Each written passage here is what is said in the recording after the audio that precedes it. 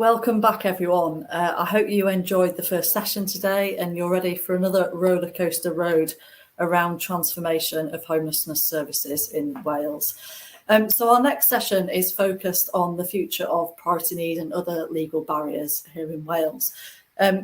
Back before the pandemic, the Homelessness Action Group submitted a series of recommendations to the Welsh Government. And some of those focused on legislative change to reduce the barriers to housing, including things like priority need, intentionality and local connection.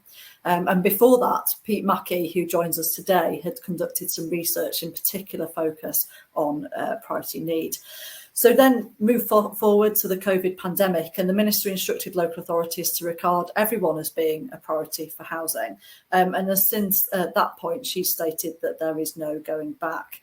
In this session, we're really delighted that Pete is going to share his research about priority need, considering the viewpoints of many different stakeholders who contributed to that. And then we will hear from Jennie Bibbings of Shelter Cymru and Steve Porter of Swansea Council about the opportunities and challenges and the impact of this potential legislative change.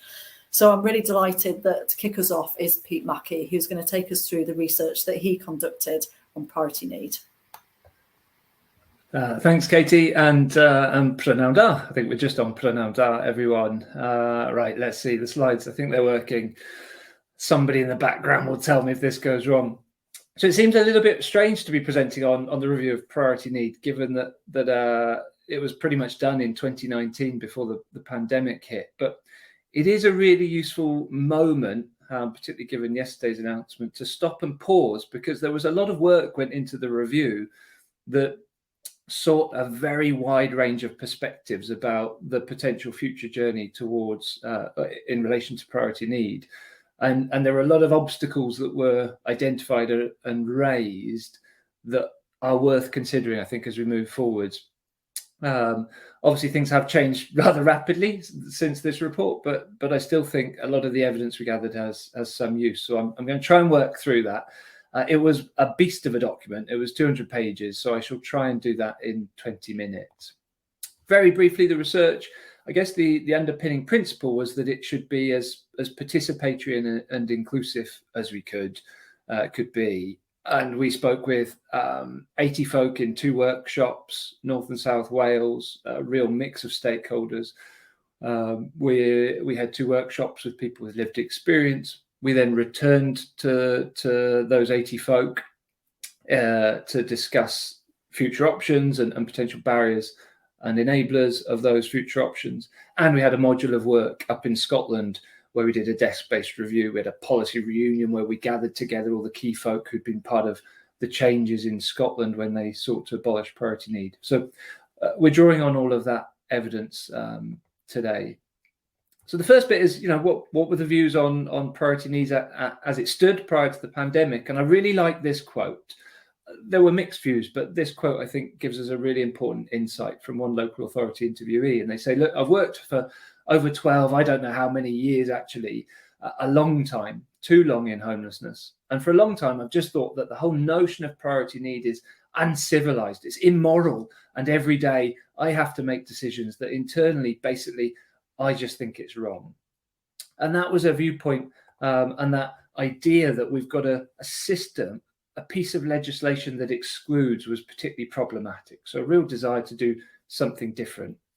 And words like injustice and immoral were used by a number of stakeholders to describe it. But also this idea that, the vulnerability test within priority need has a kind of, it drives folk to become more vulnerable in order to kind of earn this priority status. And that was seen as really quite problematic.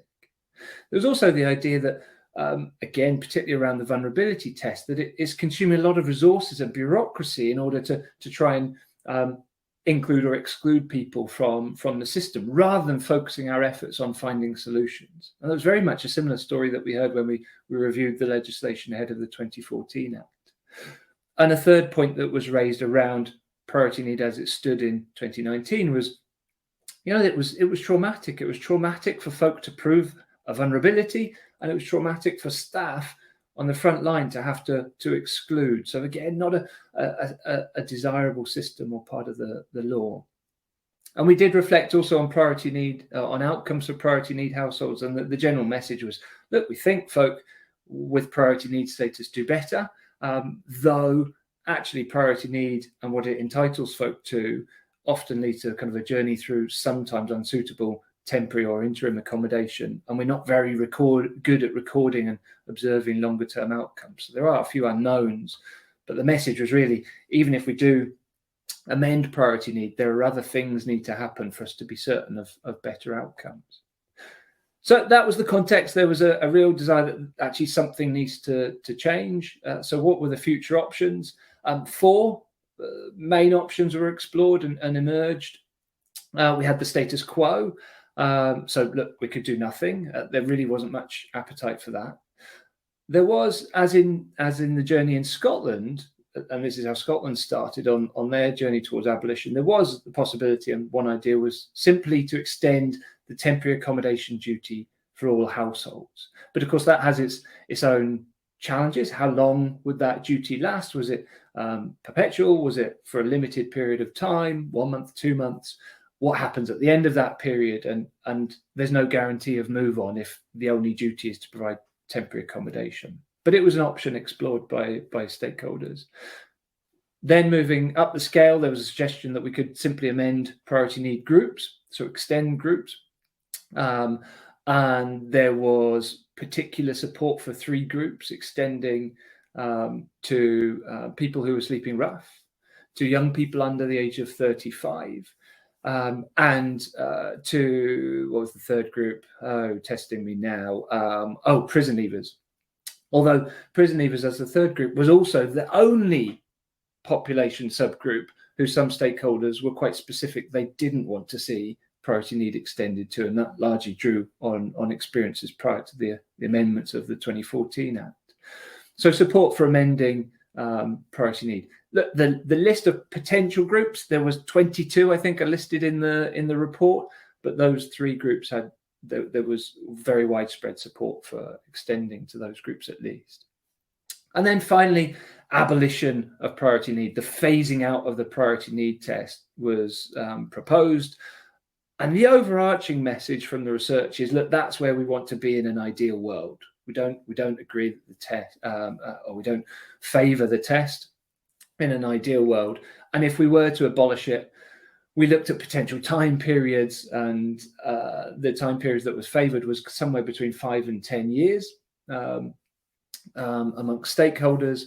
And interestingly, that abolition, if it were to occur, should be a nationally driven process. In the Scottish context, part of what enabled abolition was to allow local authorities to drive their own agenda, how they would choose to move towards abolition, which groups of people would be included, etc., over time. But in Wales, there was widespread support for saying actually this should be nationally driven. Welsh Government should determine how that abolition occurs over 5 to 10 years.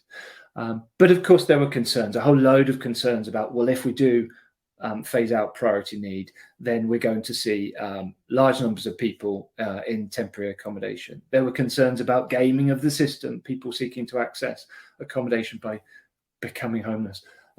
The potential dilution of support. If we don't increase resource and capacity and available housing, then those who are currently in priority need, there was a concern that there'd be a dilution of support for those groups, and a fear of detrimental impacts on allied services if the duty is placed on housing. So very much, will we see prison and probation services and health devolving their responsibilities if the duty is placed on the local authority and it ends up with housing? So a number of options, but a number of concerns around those options too. Moving on. Right, so we then went on, we presented these back to our stakeholders, the sector, and explored, well, what's going to enable us and hinder us from making this happen if we're looking to abolish or at least significantly amend priority need. And my goodness, this basically took up half the report. There's a whole load of views around things that could change, because really what comes out is priority need can't happen on its own. A whole load of other things need to happen if we're to make a success of any change. And we did I've used post-it notes to illustrate this, because those that attended will have painful memories of post-it notes locked away in rooms. And two came out very strongly, two enablers, barriers. One, resources, a very clear sense that new resources need to be made available, particularly to local authorities, and they have to be available in perpetuity, long term, not something that's going to tail off and there's going to be a cliff edge. It's not transitional funding. This is new duties with long-standing additional resources. And then a whole heap of things around housing in terms of barriers. So, and it really did dominate discussion. So supply of good quality, temporary and settled accommodation, the need for rapid rehousing to move people out of temporary accommodation quickly, allocation policies, which I'll come on to, that don't exclude outright or de facto, a more secure and affordable PRS, if that's playing a big part of our solution, more specialist supported accommodation for those with higher support needs, things like Housing First. And the one that I'm just going to quickly dwell on just for a second is this idea of allocations, because I think most of the response when we talk about abolishing or amending priority needs significantly is around, well, we don't have enough housing. But also there is our allocation policies, which stakeholders really felt were quite problematic at times as well, in hindering our access to the existing housing supply. And I'll leave you to leave that quote there, but it basically talks about an example of a housing association whose policies really hindered access for some of the most vulnerable groups. And then the list was very long, just some of the other barriers that folk and enablers that folk talked about.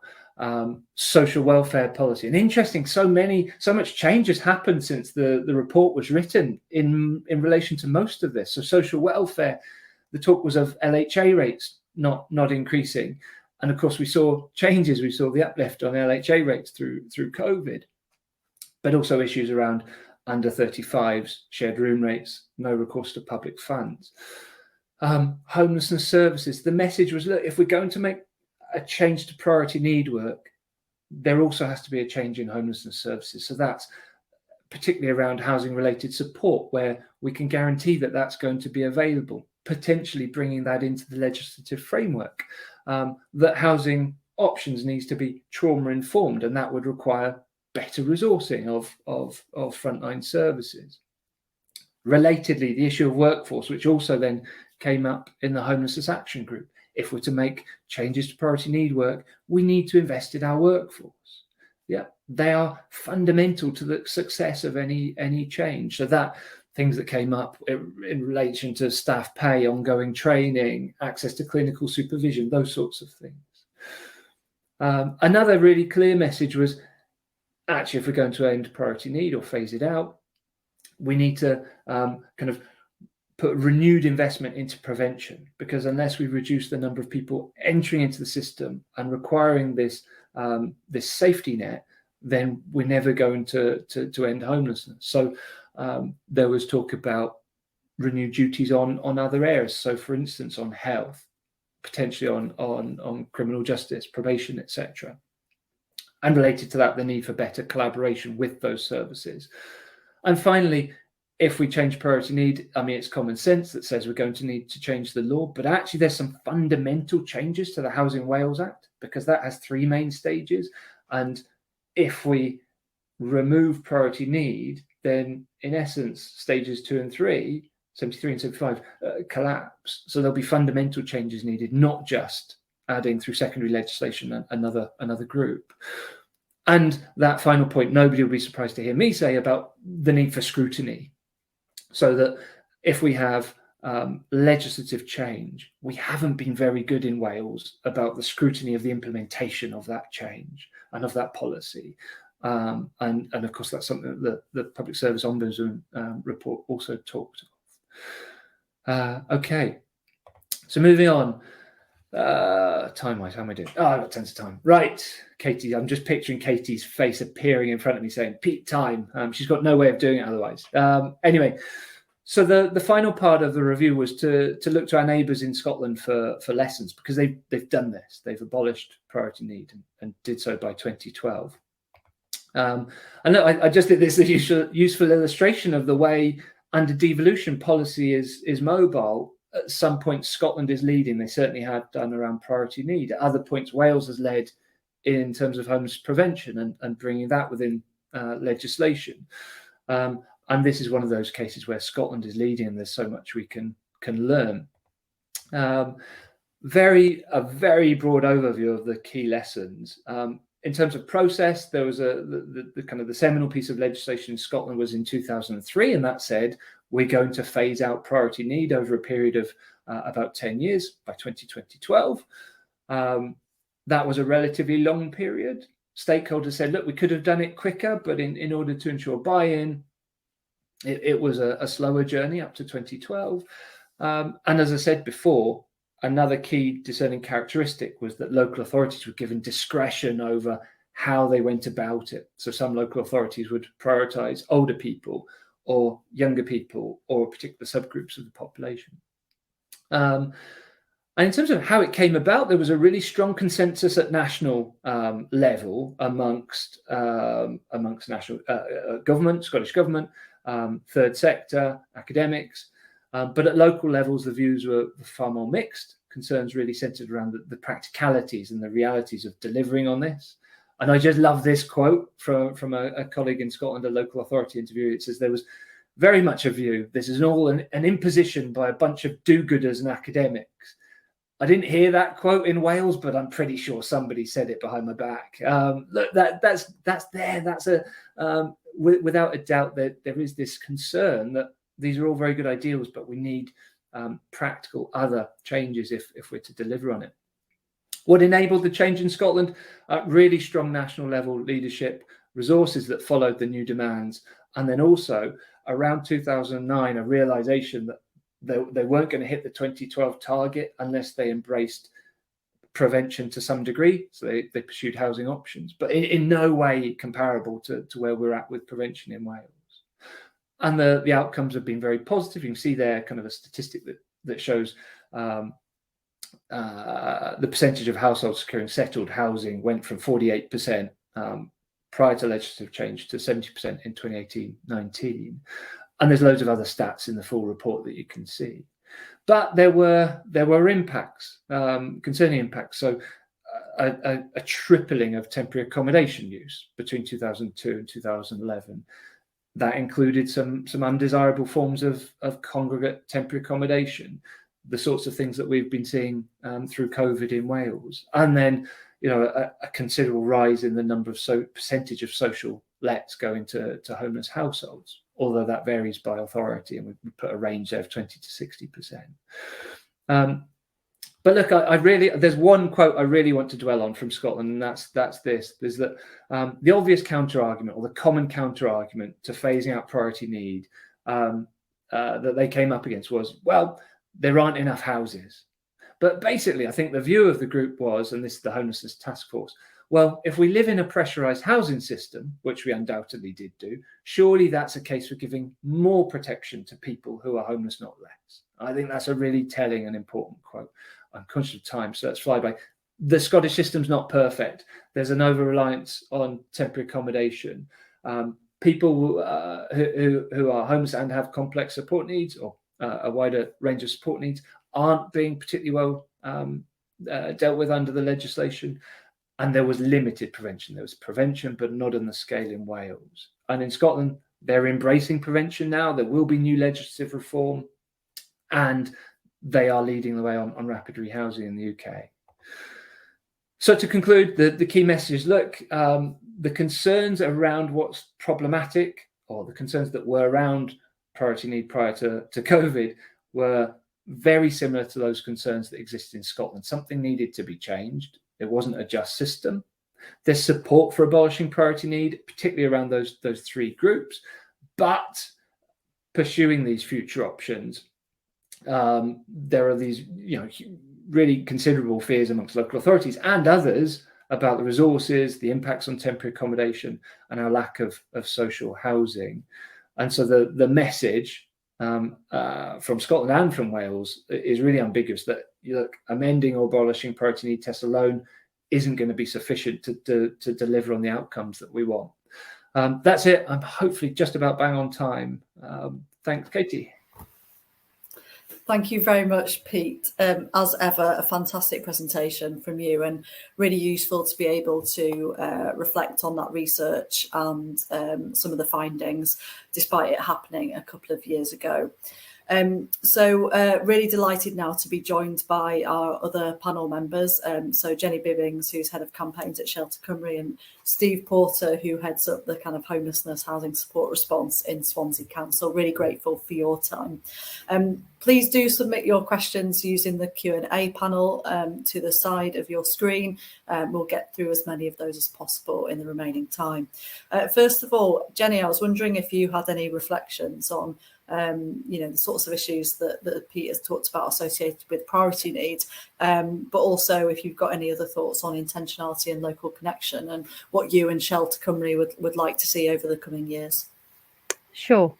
I found that really useful recap of your work, Pete, and it strikes me how a lot of it is still really relevant today, and a lot of the points that you were just saying kind of stole the fire out of some of what I was going to say anyway. So that's good. That shows that it's still relevant.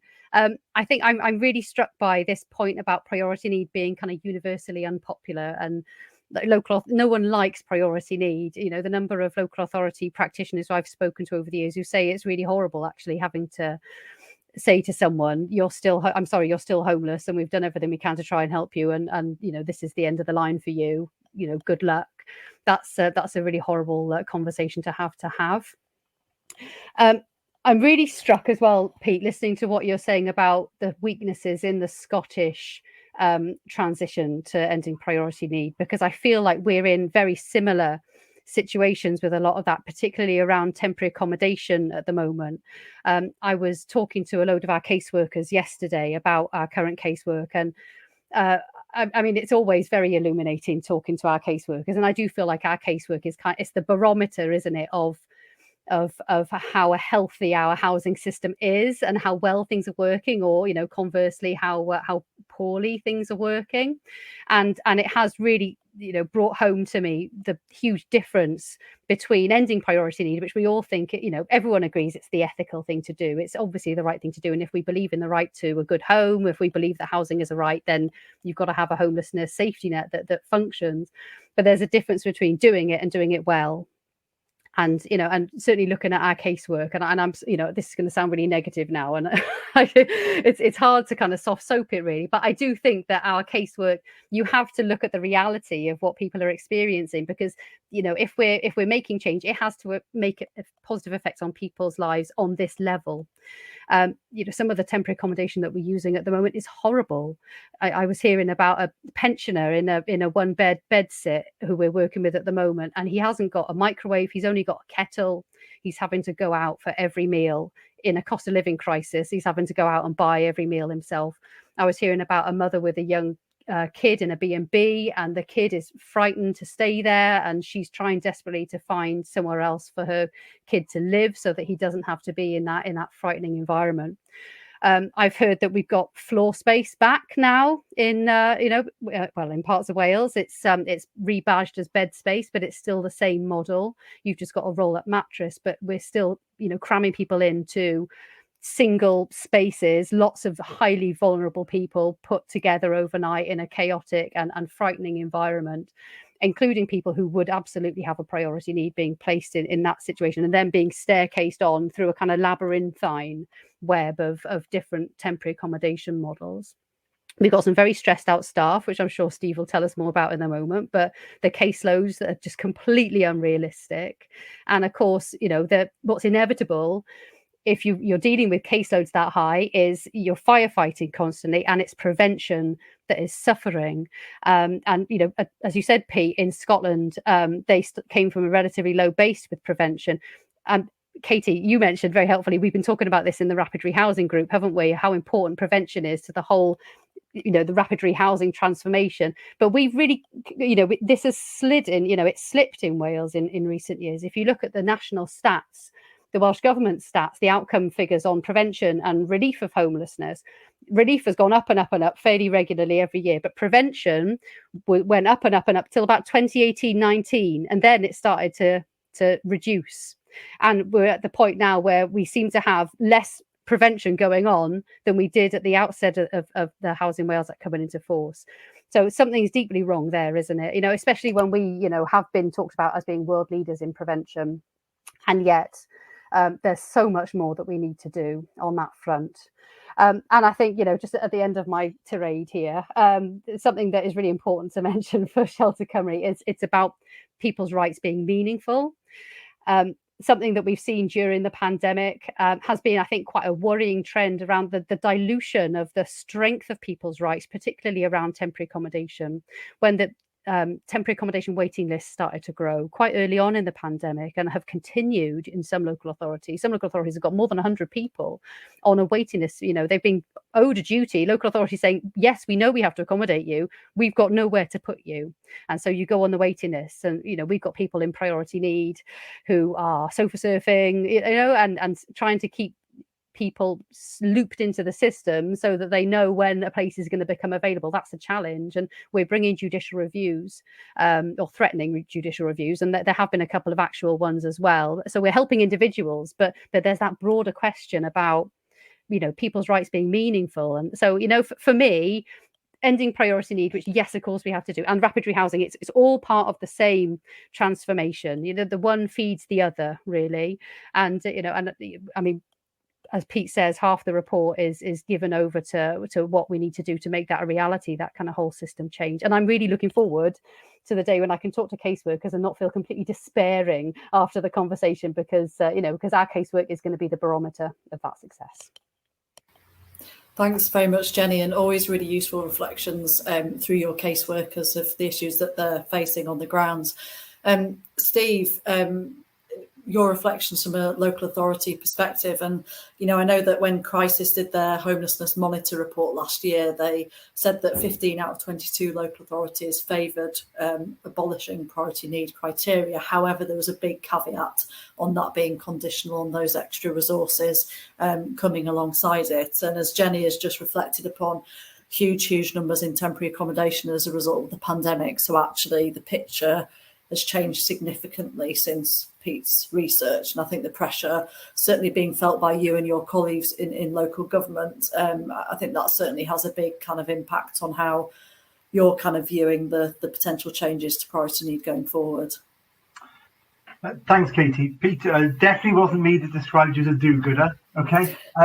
Jennie is absolutely right. And, looking back when I was a caseworker, there was absolutely nothing worse than, through no fault of their own, telling somebody that there was nowhere for them to stay tonight, and it was not my problem to do that. There was actually, and I genuinely mean that, there were 2 or 3 other difficult decisions that we had to make during that time, but there was actually nothing worse than telling somebody that. It was just heart-rending, to be honest.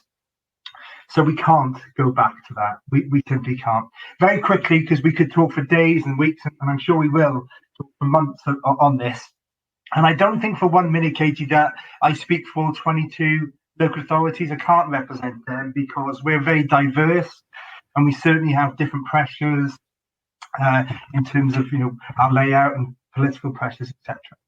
But there are certainly some challenges that are common to us all, and particularly around the pressure on temporary accommodation. Our numbers in B&B really neatly demonstrate this. And it's interesting to hear, Pete, about the trebling effect in Scotland.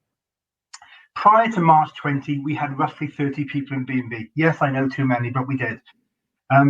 Soon after the pandemic struck, we went up to 60, 65. A year later, we went to 90. And now we have 120, roughly in B&B. That obviously does fluctuate. So it doesn't take a mathematician to work out that we've gone from 30 to 120 over that 2-year period. So we've gone forward, we're 4 times worse off in B&B, and that's probably represented in temporary accommodation. It's clearly difficult to know how the pandemic has affected that. It's not simply by removing priority need on that. We haven't discharged our duty very much. We've slowed down on allocations during that time. There are other factors that are affecting that. But I think, given what Peter's stats are, as local authorities, we can naturally assume that we're going to be seeing sort of a double and treble effect, somewhere in the middle of that, sort of 60 to 120 for us, so 3 times the amount of people in temp. But we know that, and that's great. We didn't know that before, so we know at least we know what we're dealing with that. But we obviously need more properties. We've shared it before. This is not groundbreaking, and we need them across the board. And what we define as emergency accommodation, we probably need a bit more of. Probably need a bit more temporary accommodation, and we certainly need permanent accommodation. That doesn't necessarily mean we need to build more properties. Yes, we do, but we can look at other options. We can acquire properties. We can allocate to homeless households more. We can make better use of the private rented sector. We certainly need to do that. There's a gap there at the moment. Through whatever reason, the Rented Homes Act is going to give us a bit of a headache. But we can look at social lettings. We can bring properties back into stock and so on. So we don't just have to look at building properties to answer this. But I do think we probably need a 2-stage effect here. We've gone too far in terms of numbers in temp. So we probably need a hard-hitting purge, whatever we want to call it, where we just have to accept that people on the waiting list and maybe on a transfer are just going to have to sit tight a bit longer and just say, right, 75, 100% of noms go through to homelessness, just to bring that number down. And we've already in discussions with our RSL partners about that. It's not going to be popular, but the only way to get rapidly housing moving is to bring our numbers down to perhaps a reasonable level. But that is obviously open for discussion. We need to increase resources around people, supporting people in temporary accommodation, moving people through the system. We need more intensive support, particularly at the early stages of a tenancy. The HSG uplift, I have to say, was welcomed by every authority and has been made to good use by a lot of us, certainly from our perspective. We put it into rapid rehousing, more into housing first. So it was really welcome, and we shouldn't lose sight of the fact that the Welsh Government really supported the last couple of years. But we may need a bit more. We may need a bit more if we're going to tackle this in the long term. And we probably, and we do avoid this a little bit, still need to keep people and retain people in the sector. We just say, oh, it's really bad, isn't it? It's really bad, people moving on quickly, but we need to find a way. And I don't know what the solution is. I'm not saying we increase wages by 50%. That's not the solution. But we have to retain people in the sector. Otherwise, we can't provide the support to people who need it going into accommodation, and then they lose it. And then the RSLs and the local authorities come back to me and say, why on earth have we housed that person? So we need to make sure it's resourced. And to do that, we perhaps need to plan for the future. I don't think we do that enough. We look at the here and now and say, oh, this is what we need. But we need to think about the crisis across Europe. We need to think about the cost of living. We are going to see homeless presentations. Peter's right. We need to stop people coming in, but people will still come into the system. That's inevitable. And therefore, we should plan for that. Okay, nearly there. We all have to own this. We really do. If we hear the phrase, it's okay, the local authority have to put you in temporary accommodation, then we have probably failed that individual. That's the bottom line. I believe one of the key reasons why the 2001 priority need order for ex-offenders didn't particularly work that well, it did have some success, was partly because we weren't resourced at that time, we weren't ready for it. But I think there was an over-reliance on temporary accommodation, something that's come out in Scotland, I think, Pete, with one of their findings. And actually, we were finding some people were actually encouraged to go into temporary accommodation instead of looking for that prevention option, looking at a better alternative. We can't do this alone. We really can't. The only way we can do this is partnership working. So things like legal challenges, etc. Let's put them at the very last resort. They have to exist. We have to have scrutiny, of course. But if we get to that point, we've probably failed again. We need to work together before people are being evicted.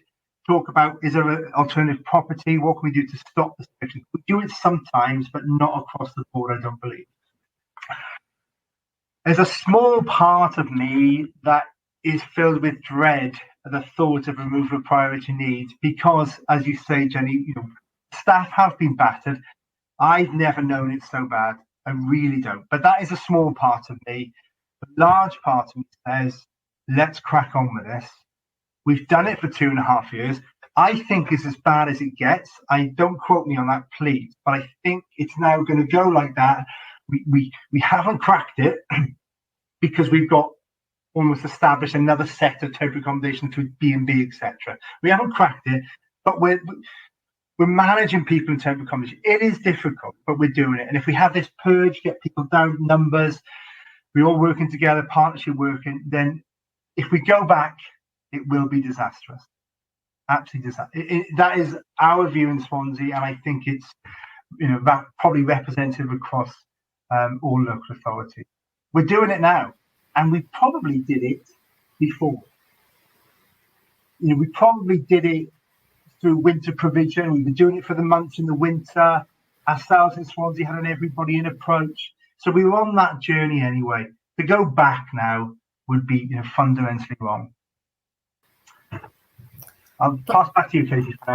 Thanks very much, Steve. That was brilliant. No need to turn your camera off and leave us though. Do stay with us. Jan Bell in the Q&A has said really good point about staff and wages for staff working in homelessness and support, often on the poverty line themselves and becoming at risk of homelessness. And that's certainly something that we've heard from our frontline network Wales about people really being pushed towards poverty or having several jobs and themselves therefore becoming at risk of homelessness. And I'm really pleased that there is a task and finish group that has been established by the Welsh Government that is looking at creating a valued and resilient workforce. And we're hearing from the chair of that group, Claire Budden, on I believe it's Thursday morning in our session then, so we'll hear some reflections about what that group is looking into doing to try and improve the recognition, reward and support for staff in the sector, but fully agree with the comments that you've made, Steve. So Steve talked about a potential kind of phased approach to implementation, and I wondered whether we could get reflections from Pete and Jennie on that, because Pete, you looked at a few different kind of variations of that in the research, and was there a kind of a preferred approach that people identified about how you might phase in priority need? Phase out priority need, I should be saying. Let's not phase it back in. Yeah. There wasn't a clear. You're testing me now on my own report that was written 2 years ago, which I had to reread for today. There wasn't a clear message of how we do phase out. What was really interesting was the difference between Scotland and Wales in this particular regard. So in Scotland, they basically said to local authorities, in order to get them on board, you do it as you wish, but by 2012, and they set interim targets, you will have abolished priority needs. So you need to be moving in that direction. And as I mentioned in the talk, local authorities pursued very different approaches. And in some ways that was positive because they could reflect their own challenges, the variation in people approaching them that were not in priority need. In Wales, there was a really clear message that said, we want to be told and we want it to be consistent across local authorities. Really very different then to the Scottish approach. But there was no, we want to be told and it should be this order. That didn't happen. All we heard was it was people sleeping rough. It was people under the age of 35 for all obvious reasons. And then I keep forgetting, and prison, people leaving prison. So when we modelled, we did different combinations of those, and they are different size. People under 35 is a very large group in terms of actual size. So if you started there, that's a lot of people in a short space of time. Whereas if you start with people who are sleeping rough, that's a much smaller group. So depending on which approach you take, it does have resource implications, but no, there was no clear, here's the order in which we want this to happen, this phasing out. Yeah, but the idea being that you add extra groups to priority need, until it kind of grows to the extent that you then move to completely removing it for all. Jennie, do you and Shelter Cymru have any views on the phasing?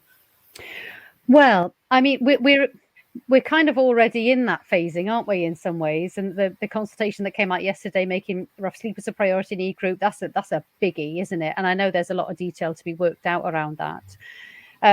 Prison leavers is another area where, I know that there's still issues, as there were when prison leavers had priority need, isn't it? But I guess my only worry about a phased approach, which seems very sensible in lots of ways, but the starting position that we're coming from is we've been operating without priority need, haven't we? And would a phased approach mean, okay, you can start assessing priority need for these particular groups? Because in practical terms, that's going to mean a lot of people kicked out of temporary accommodation. And as Steve says, that's, the consequences of that could be awful, couldn't it? So how we do that phased approach, I think, needs some really careful consideration so that we're not going backwards. Yeah, that's a really good point. And, as Peter said, when the report was written, that was pre-COVID, and it was pre the message of, everyone's priority need because we're in a global pandemic, and the risk is that we do step backwards. And I think, none of us want to be able to do that. Thinking about timescales, Pete, I think you mentioned that the discussions were around kind of 5 years, 10 years. Did that seem to be split between, I guess you maybe call idealistic people in the sector, those do-gooders who wanted to see a shorter timescale, and maybe local authorities who've carried the responsibility wanting longer? These poor do-gooders. No, I don't think it was. And this is the beauty, and it's the big difference between doing a survey and doing what we did in terms of methodology. And we did the same when we reviewed the Housing Wales Act. It was deliberative, it was workshop-based. And what I loved is I'd be in a group with somebody whose mind changed in that process of the discussion. And that's what you get when you do research in a deliberative way. And it's so important. And so you'd see a local authority, for instance, starting with an absolutely no. And then very quickly, well, maybe over the course of an hour, becoming an advocate for the thing that they were against. And I do it all the time. We're there to learn, aren't we? And to discuss. And so there wasn't a clear cut in who favoured 5 and 10 years. And there were some that were 1, 2, 3 years. But look, I also remember sitting on the Homelessness Action Group, and when we talked about urgency, the first report was, what do we do before this winter? And a few of us in that group were saying, this isn't urgent enough. We're not treating this as enough of a crisis.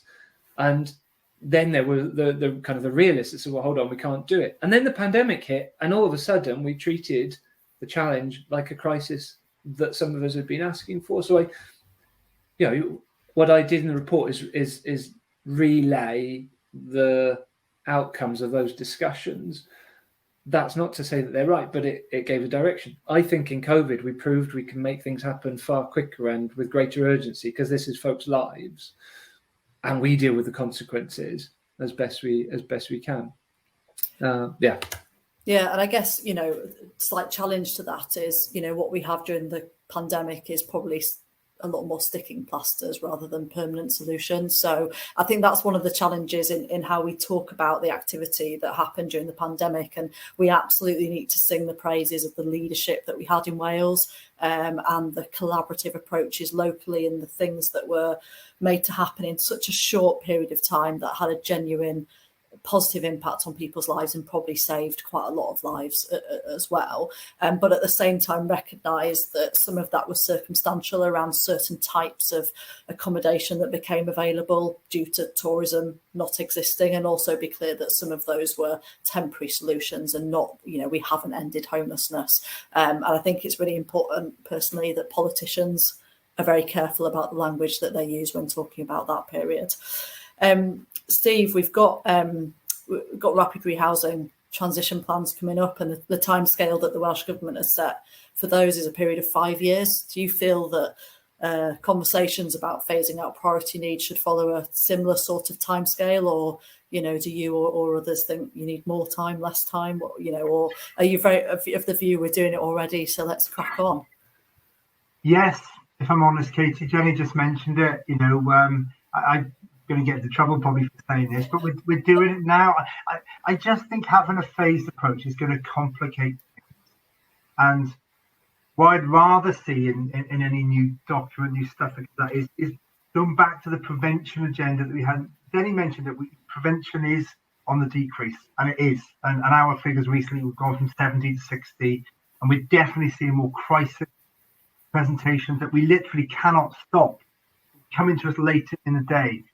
So we have to go back to finding out, different sort of prevention, innovative work around prevention. Because if we don't do that, and I know what Peter's saying is, we've got to stem the flow of people coming in the system.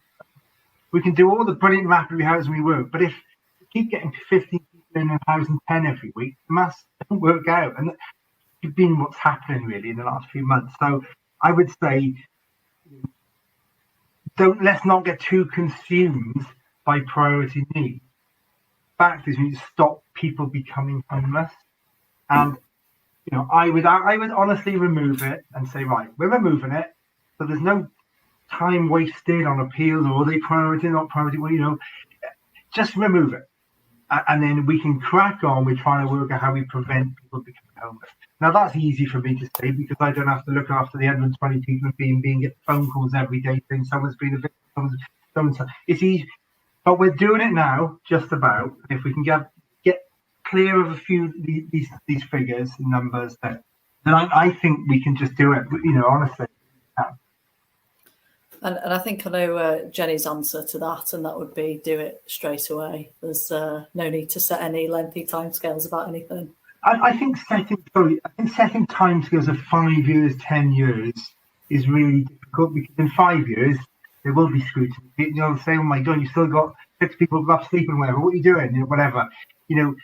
Scotland have told us it takes 5 or 10 years to get to where they want they are. So let's just listen to that and forget timescales. Just try and work on the here and now. I think we don't want to be in a conference in 5 years' time saying, "Oh, it's going to be another 5 years." Let's not worry about timescales too much. Absolutely. Jennie, did you? I guess I've sort of answered your question that you don't want to see us step backwards. You don't want to see us kind of phase anything out. You want us to kind of continue from the here and now with getting rid of priority need. I mean, we're already there, aren't we? And not only with priority need, but also intentionality. It's hardly used anymore. Local connection. These things barely figure in our casework anymore, whereas they used to come up quite a lot. I think, the most important thing in all of this comes down to the supply, doesn't it? You only need a rationing system in place when you've got a resource to ration. And it is going to take time for that accommodation to come on board, isn't it? The barriers to getting the even 20,000, we need more than 20,000 social homes, don't we? But even getting that's going to be a big challenge. And it's not just a matter of government throwing money at it either, is it? When you look at social housing grant being underspent last year, which is quite telling, isn't it? It shows us that the barriers to getting social housing built are systemic barriers. It's about planning and all that technical stuff around phosphates and suds and stuff that I don't pretend to understand the detail of, except that I know that it's a nightmare for people who have to work on it. I know Welsh Government is taking that seriously, aren't they? And they've got a programme board now looking at unblocking, sorting out the blockages in the system around the 20,000, and that's really welcome. We need to do some work on allocations, which again, that's in hand as well. So it kind of feels like all of the building blocks are starting to fall into place. So I mean, my concern isn't about incremental realization of ending priority need. It's more about incremental reduction of the numbers in temporary accommodation, because I don't want people going into floor space, B&B, hotels for months on end.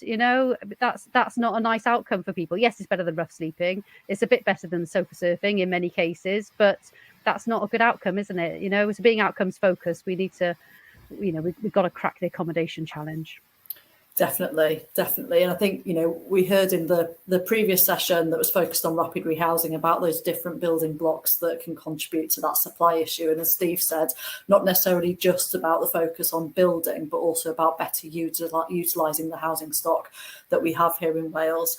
And we've talked a lot about priority need. And of course, there are a couple of other kind of legal barriers that have been posed by the Homelessness Action Group to the Welsh Government. One is intentionality. And again, there was I think fairly divided support from local authorities in the crisis homelessness monitor about intentionality, even though it's actually not used that much in practice, and maybe a sense of a feeling that it was a last resort to use, but not something that people wanted to use a lot of.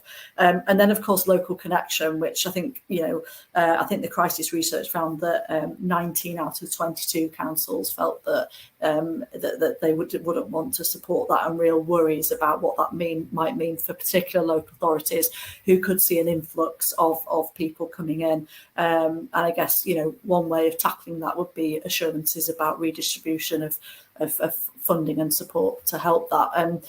Pete, I wonder whether you've got any thoughts, reflecting on some of those discussions we had at the Homelessness Action Group about particularly local connection, and the kind of, that's a bit of a thorny issue, isn't it, in reality?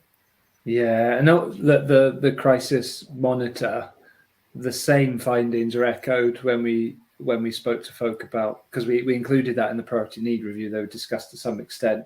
Same response. When we reviewed the legislation in 2014, ahead of the 2014 Act, same kind of responses. And yet here we are after the 2014 Act, and look how much intentionality is used. Beyond my research role and what the evidence says, I personally, I never saw value in it when I was working at Shelter. I really don't see its place in our legislation. For all of the justifications that existed before 2014, I didn't agree. But now, after 2014, it has no role. Even those that saw it as this potential stop the game playing within the system. There's no game to be played when you can be discharged into the general housing market. So intentionality, there's just no need, personally, for it in the system. We will manage just fine without that complication and that waste of resource. And you mentioned, when you're reflecting on the research, this concept about people being concerned about people gaming the system, about people making themselves homeless in order to access housing. I mean, how realistic do you think those concerns are in reality, really? Or my personal view. So I have to do the research line when I present the research evidence. Again, the 2014 Act, I think, did away with that, because you've got somebody has got a duty to take reasonable steps, haven't they? And then because we did away with an automatic discharge essentially into social housing for life, you are able to discharge your duty into the general housing market, essentially.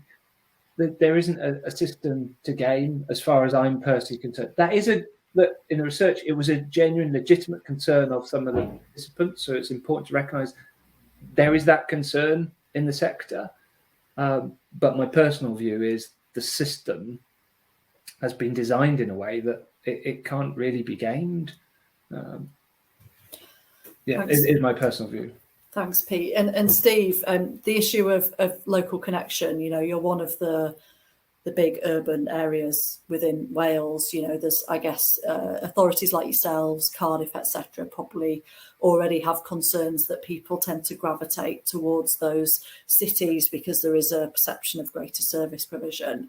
Your perspective on local connection, would it just seem too problematic for you to kind of think about, or would a kind of offer of further resources, of redistribution, ease any of those concerns for you? I'll come back to that. I might sit on the fence with that one. Intentionality, it's kind of a no-brainer, really. Quite honestly, it doesn't matter if it's there or not.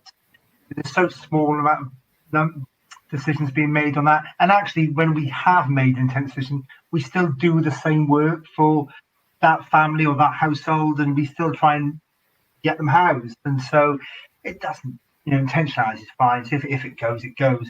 Local connection is a bit more difficult. It really, we'd have to think about redistribution, as you mentioned there, Katie, because it is likely that people will gravitate to the cities, the larger towns, etc. It's likely, it's not inevitable.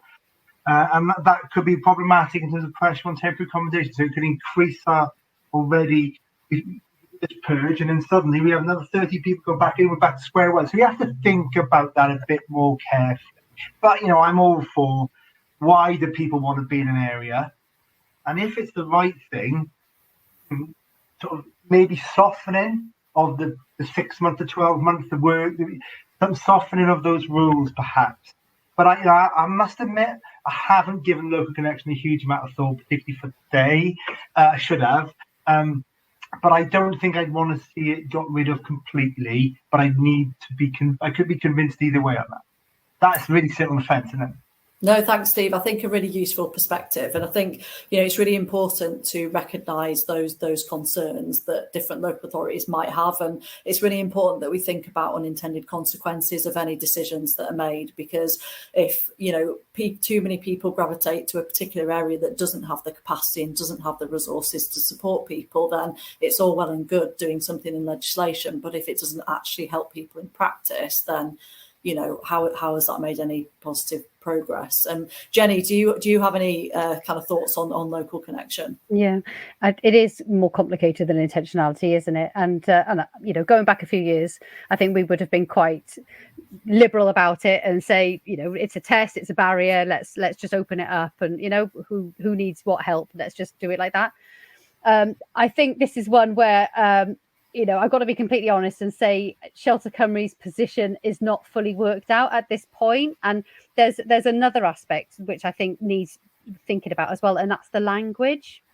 And how does Local Connection, or the removal of Local Connection, potentially impact Welsh-speaking heartlands, which we know are already under massive threat because of gentrification? What effect is it going to have? I need to know more about that question before we can come up with it. But I think there's definitely, it's very rigid, isn't it, at the moment, that as you say, 6 months out of 12 and all of this, and it does tend towards being naturally administered in quite a rigid way. So it's going to be a job to step away from that and try and find a way that's more nuanced and more person-centered as well, because some people have got very good reasons for wanting to be in a particular locality, haven't they? Even though they might not have a formal connection as such, it needs more thinking about. Absolutely. And, really appreciate your kind of honest assessment of that, Jennie. And I think, your final comment there just linked really nicely into one of the comments that's been put in the Q&A from Shirley. At the centre of all of this, we have traumatised people, and they should be the priority. And I think you're absolutely right, Shirley. We know that for so many people, the experience of having adverse childhood experiences or the forms of trauma has led them to this point. And then you add on top of that the trauma of going through homelessness. And it's really important that we take a person-centred approach. So I can see you getting lots of votes for that comment, Shirley. So thank you very much for that comment. Another comment that we've had was from Alicia, thinking about prevention. Do we need a greater strategic focus in Wales on anti-poverty? And I think that's something that probably all of you very much agree with, that's such a big driver. I'm thinking of research up in Scotland that kind of just showed, the impact of poverty on people's likelihood of experiencing homelessness. And that's certainly, Pete, one of the key kind of universal prevention elements that we proposed in the Homelessness Action Group report, is that, to a certain extent, everything else is responding to a crisis that's already there. But if we can reduce poverty and reduce adverse childhood experiences, then that gives us a much better chance of much broader prevention, doesn't it? Okay, for the final minute, if we can keep it brief, what would be your priority for what resource or support is needed? So whether it's from Welsh Government, whether it's just from stakeholders who expect to work in partnership in terms of this. Steve made quite a good call to action that, if we just view it as a local authority's responsibility, we ain't going to get it done. It needs everyone to play their part. So we'd just be really interested, what would be your kind of final kind of call to action, really, whether that's to Welsh Government or to other stakeholders in the sector. Pete, I'm going to pick on you first, if that's okay. Oh, which side do I go? Despite the fact that we're on priority need, I'm going to say two things. One, I could say end priority need and it will drive everything else, which we've talked about before, but I'm not going to. I'm going to say we invest in prevention far more heavily. And that is things like within our institutions that are discharging into homelessness, within our housing system that is evicting people into homelessness, and within our schools where we know young people are identifiable and we can be preventing it. So far more investment strategically there and joined up is where I'd say will have the biggest impact. Absolutely agree. And, you know, when we're talking about people being discharged from public institutions or people within state institutions, we know who those people are. We have the ability to do something about that. You know, let's make sure we work together to make that happen. Jennie, I'm going to come to you next. It's really hard to pick one thing. And I was going to say prevention, and I was going to say learn lessons from the social sector who've been doing such a great job on prevention, you know.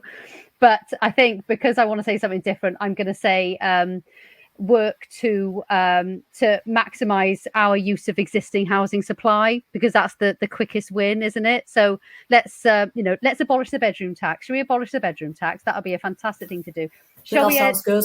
Agreement from everyone there. Yes, everyone agrees. And while I'm at it, end no-fault evictions, especially looking at what's happening in the Queen's speech over the border. Do we want to be the only UK nation still with no-fault evictions?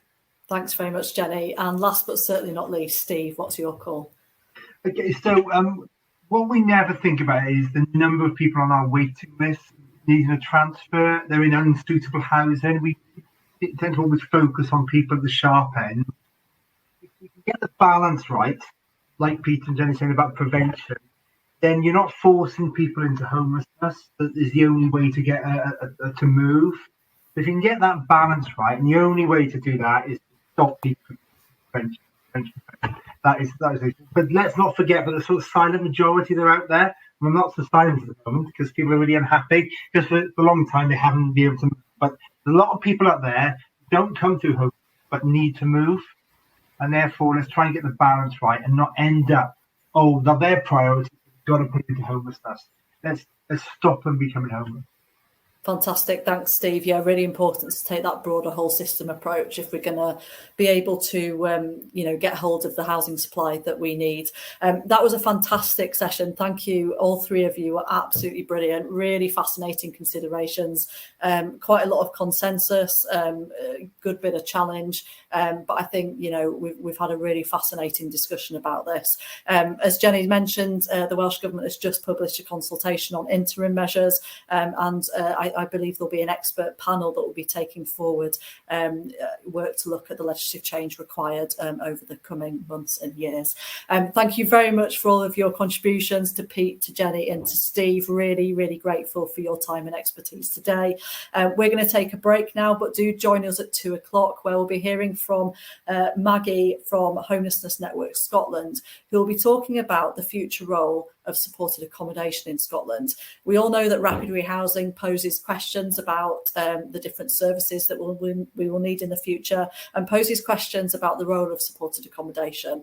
And what better than to learn again from Scotland about how they took those conversations forward there.